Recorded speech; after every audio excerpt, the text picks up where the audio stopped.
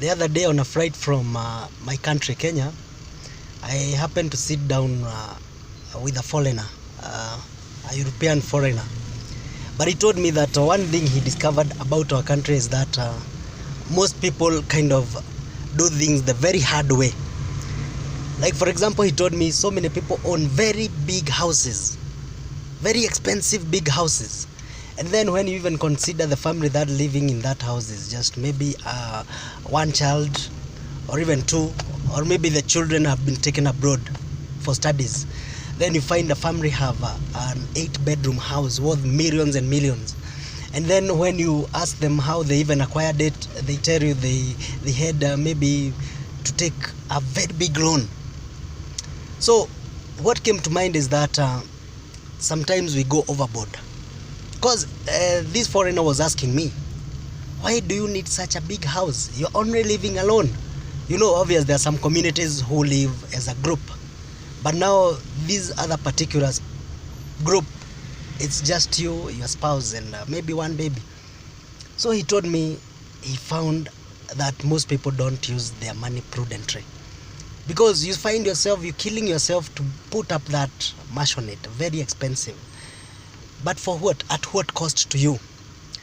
Then again, it came to mind that so many people even own plots in the city of Nairobi. They own plots maybe a bit outside, maybe Kitengera, maybe Machakos and all that.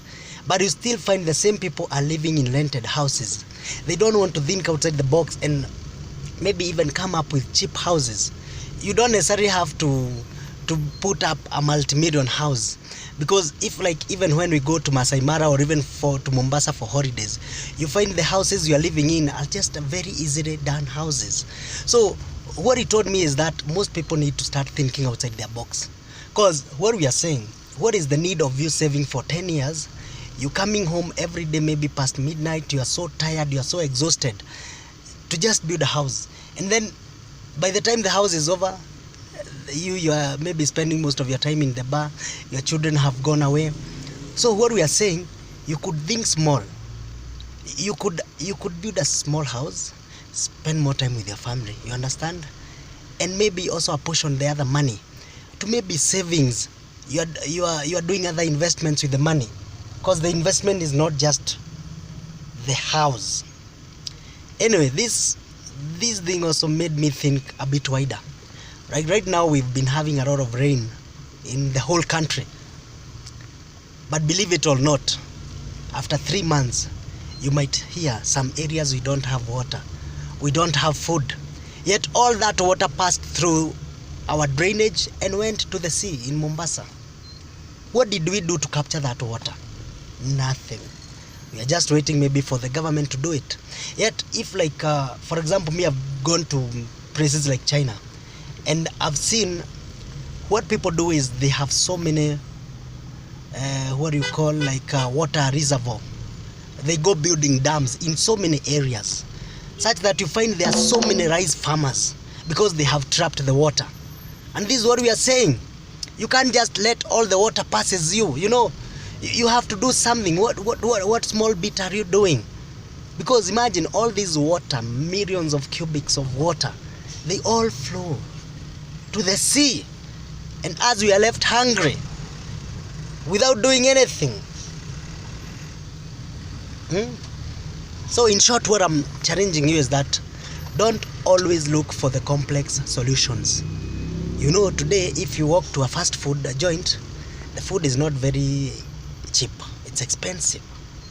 Yet if you go and buy traditional vegetables like managus and all that, those are the best, yet they're the cheapest. So what we are saying is that try to learn, look at functionality. Don't kill yourself getting it. Try to unlock what is the benefit that you need, not how much you will pay. Try to think different. You can't always ride on other people's vehicles and planes and all that. Think of how you can improve yours, or you can discover yours. What we are saying, the world is open. Wake up and do something that can gain you value. Because so many of us wake up to go and look for $1 billion because you want to be a billionaire. But you see, the thing is not for you to look for the shillings. It's for you to wake up and think of an idea that is worth the billions.